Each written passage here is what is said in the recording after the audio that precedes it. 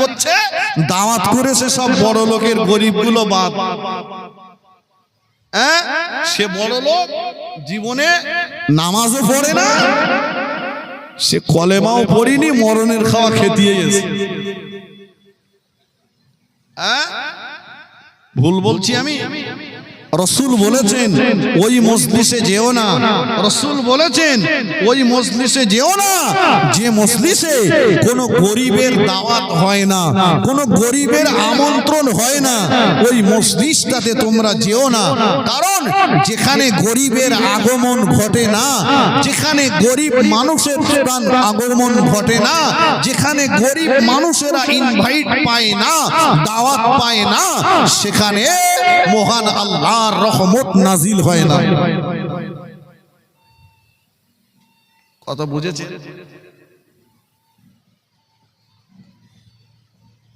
ভাই, গরিবের দাম কে দিয়েছে? কথা বলেন আল্লাহ। শুধু এই বিষয়টাকে নিয়ে যদি বলি রাত পার হয়ে যাবে, শেষ হবে না। গরিবের কত সম্মান। দিল্লির জুমা মসজিদের নকশাটা সম্রাট শাহজাহানের স্বপ্নে দেখা নকশা, ওটা দুনিয়ার কোনো টাকাওয়ালারা, দুনিয়ার কোনো আর্টিস্টেরা বানায়নি, ওটা দুনিয়ার একজন গরিব অসহায় আল্লাহর ওলি বানিয়ে দিয়েছিলেন। জোরে বলে আমি কি ভাবছি, আমি জোনায়েত রাত গেলে হয়তো 10,000 টাকা ইনকাম করি, কিন্তু আমার 10,000-এ অনেকটা ভেজাল ঢুকে গেছে। আর একটা ভ্যানওয়ালা সারাদিন, টোটোওয়ালাটা 400 টাকা ইনকাম করেছে, মাথার ঘাম পায়ে ফেলেছে, ওর 400 টাকার 4টে আনাও ভেজাল হয়নি। ও ওই টাকায় খেয়েছে, আল্লাহকে ডেকেছে, আল্লাহ পাক এক চান্সে ওর ডাকে সাড়া দিয়েছে। একটু জোরে বলেন। আমি যেটা করতে পারিনি, ও সেটা, ওর টাকায় ভেজাল নেই।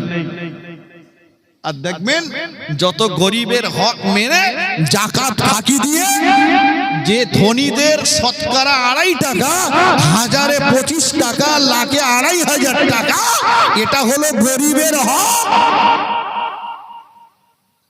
এই গরিবের হক মেরেছে। কত ধনী রয়েছে বলে আমার টাকা লোকের দিতে যাব, আমি কি পাগল হয়ে গেছি? আল্লাহ বলে নে রাখ, তবে দেখ আর চুপ করে থাক, তোর খাওয়াও বন্ধ, শোয়াও বন্ধ।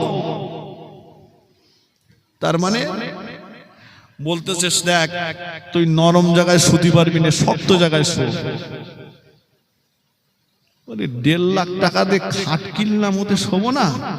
আল্লাহ বলে না, ওতে তো শোয়া হবে না, শক্ত জায়গায় মেয়ে শো। আর গোশত চলবে না, বড় মাছ তুই খেতে পারবি না, ডিম তোর খাওয়া যাবে না, ভাত বেশি খাবি না, 50 গ্রাম চালের ভাত খা, আর রাত্রি 2টো রুটি খা। আর টোটোওয়ালা, ভ্যানওয়ালা, রিক্সাওয়ালা ওরে বলে তুই সন্ধ্যেবেলা আয়, 7টার সময় মাল যা পাবি টেনে দে। ও গরুর গোশত 1.5 কেজি কিনে এনেছে, বসে একদম খেয়ে সকালবেলা ব্যাস ক্লিয়ার। ভালো কথা ঠিক কিনা বলে? আল্লাহ পাকের শুকরিয়া। আল্লাহ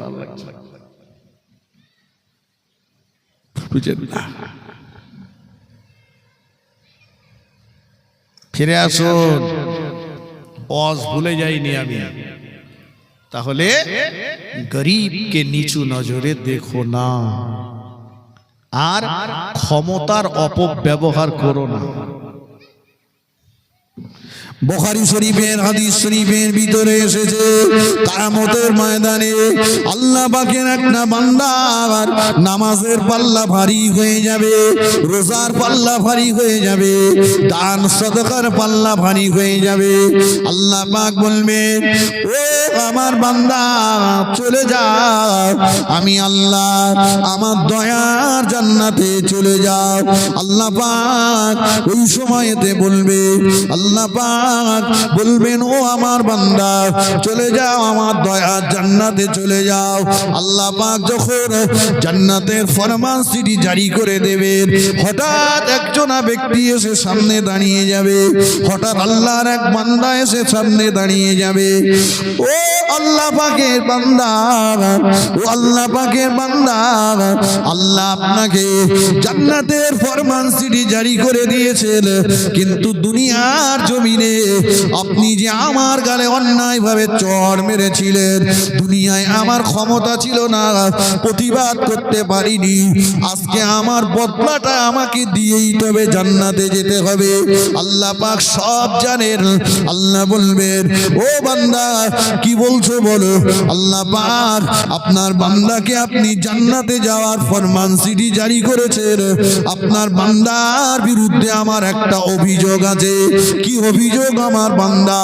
আল্লাহ পাকের বান্দা বলবে, ও আমিন, আল্লাহ পাক কদ্দারা বানি খাসা, আপনার বান্দা দুনিয়ার জমিনে অন্যায়ভাবে আমার গালে চড় মেরেছিল, দুনিয়ায় আমার ক্ষমতা ছিল না, প্রতিবাদ করতে পারিনি, প্রতিবাদ যদি করতে যেতাম আবার আমাকে মার খেতে হতো। দুনিয়ায় চড় মেরেছে, চোখের পানি ফেলেছি, নীরবে বাড়ি চলে এসেছি। আল্লাহ দুনিয়ায় ক্ষমতা ছিল না, প্রতিবাদ করতে পারিনি। আল্লাহ কিয়ামতের ময়দানে তার উচিত বিচার চাই। আমি হাদিস বলছি, গল্প না। ও আমার একজন ব্যক্তি এসে দাঁড়িয়ে যাবে, ও আমিন, আল্লাহ পাক আপনি আপনার বান্দাকে জান্নাতের ফরমানসিটি জারি করে দিয়েছেন, কিন্তু আপনার বান্দার বিরুদ্ধে আমার একটা অভিযোগ আছে।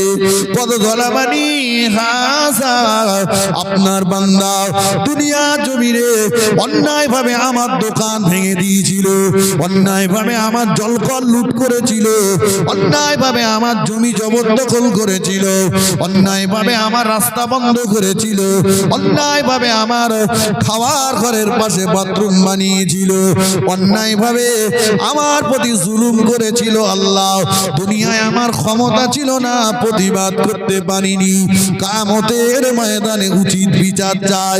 আবার একজনা দাঁড়িয়ে যাবেন, ওগো আল্লাহ আপনি আপনার বান্দাকে জান্নাতের ফরমানসিটি জারি করে দিয়েছেন, আপনার বান্দার বিরুদ্ধে আমার একটা অভিযোগ আছে।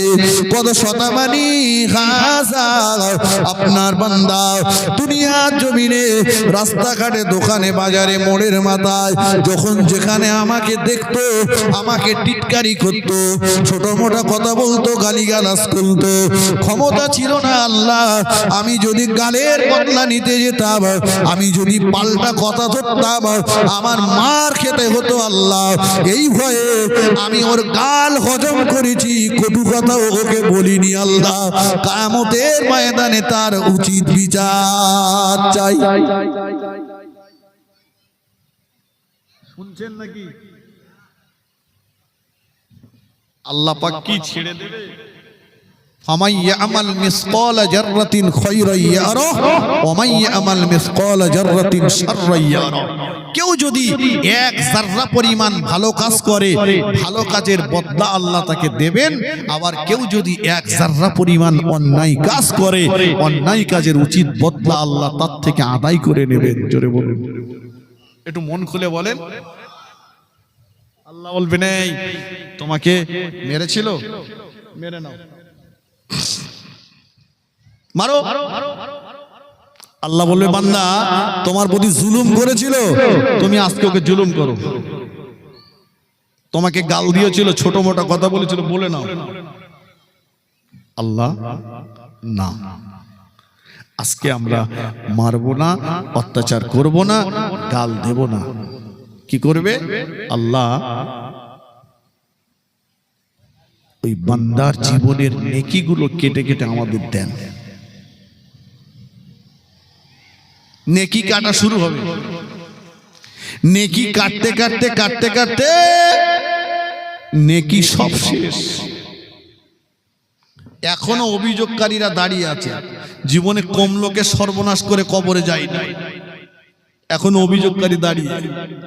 আল্লাহ বলবেন, ও বান্দারা, এ তো জীবনের নেকি সব শেষ, তোমরা এখনো দাঁড়িয়ে আছো, তোমরা কি নেবে? আর তো কিছু নেই। আল্লাহ আমাদের জীবনের গোনাগুলো কেটে কেটে ওর ঘাড়ে দেয়। নিজের নেকি সব শেষ, পরের গোনা ঘাড়ে করে নিয়ে যেতে হবে জাহান্নামে। নবী বলেছেন, এই লোকটাই সবচাইতে গরীব, যার নেকি থাকবার পরেও নিঃস্ব হয়ে গেল, অপরের গোনা ঘাড়ে করে নিয়ে জাহান্নামে চলে গেল। অতএব ভাই, দুনিয়াতে ক্ষমতা অপব্যবহার করে কারো প্রতি ছোট মোটা কথা, কাউকে অন্যায় কথা, কারো গালে চড় মারা, কাউকে নির্যাতন করা করব না। আমরা অন্তত এটুকু থাকবো। ফিরে আসুন। মনে আছে? মনে আছে? মনে নেই? আমি ভুলে যাইনি। আমি বলছিলাম, মা হালিমাতুস সাদিয়ার কোলে রাসূলুল্লাহ একটা স্তন পান করেছেন আর একটা করেননি, ভাইয়ের হক নষ্ট হবে তাই না? হকটাকে রাসূলুল্লাহ বুঝে দিয়েছেন। আজকে আমাদের হক সম্পর্কে সচেতন থাকতে হবে। হক সবচাইতে কঠিন অপরাধ হলো দুটো, একটা হচ্ছে শিরিক করা, আর একটা হচ্ছে হক নষ্ট করা। শিরিক করা আর হক নষ্ট করা। অনেকে আছে সম্পত্তি সব ছেলের নামে লিখে দিয়ে মেয়েগুলোকে ফাঁকি দিয়েছে। মেয়েরা আসছে, বাপের খবর দেখছে, গাল দিচ্ছে, বাড়ি যাচ্ছে। কথা ঠিক কিনা? লোটা কম্বল গুছিয়ে নিয়ে বেরিয়ে যাচ্ছে। কোথায় যাচ্ছ?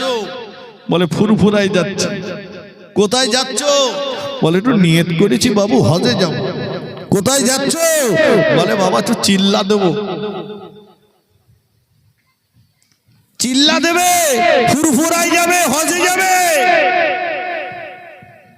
তোমার কবরে আগুন জ্বলবে। ওই মেয়ের হকটাকে মেয়েকে বুঝে দাও।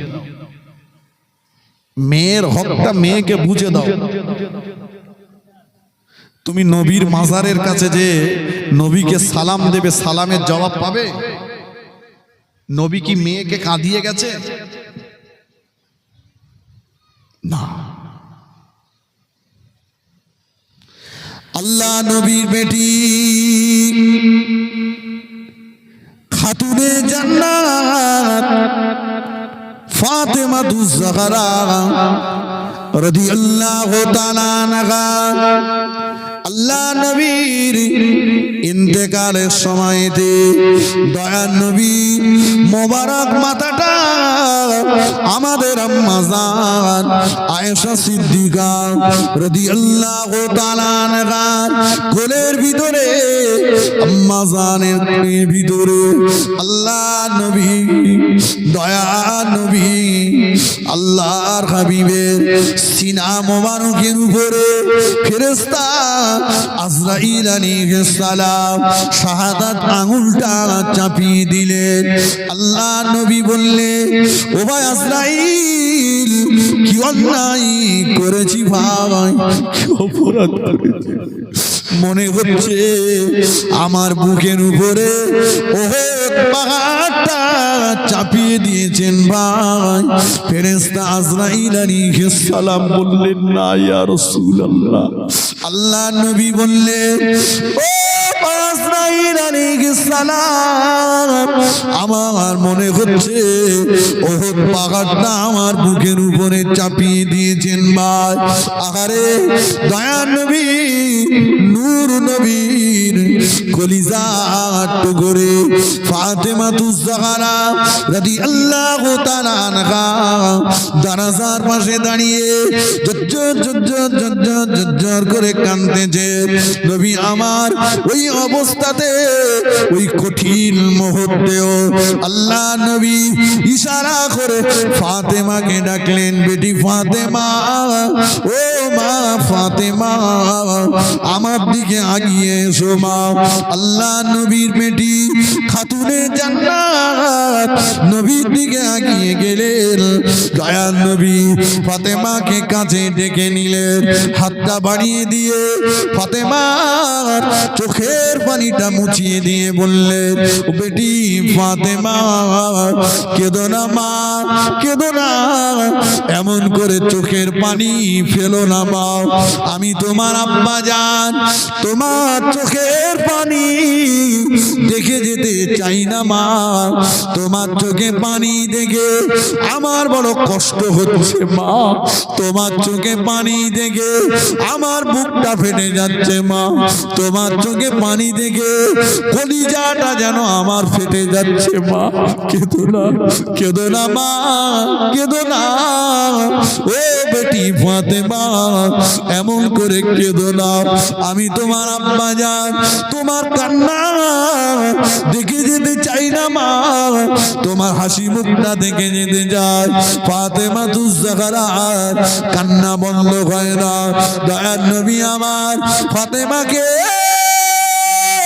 নিজের কাছে টেনে নিয়ে ফাতেমার চোখের পানি মুছিয়ে দিয়ে বললেন, ফাতেমা কেঁদো না মা, তোমার চোখে পানি দেখে আমার বড় কষ্ট হচ্ছে মা।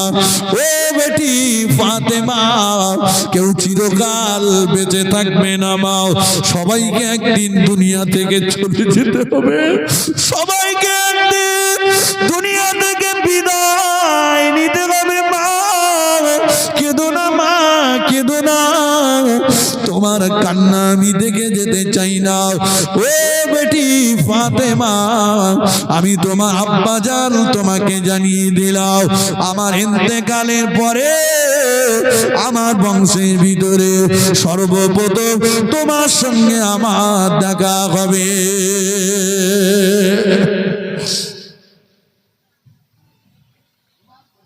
এই কথা যেই না বললেন, ফাতেমাতুজ জাহরা রাদিয়াল্লাহু তাআলা আনহা মিসকি মেরে হেসে ফেললেন। জোরে বলুন। আল্লাহ রাসূল ফাতেমাকে কাঁদিয়ে গেছেন না হাসিয়ে গেছেন? আপনি মেয়েকে কাঁদিয়ে কোথায় যাচ্ছেন? নবীর মাজারে সালামের জবাব দেবে রাসূলুল্লাহ? না।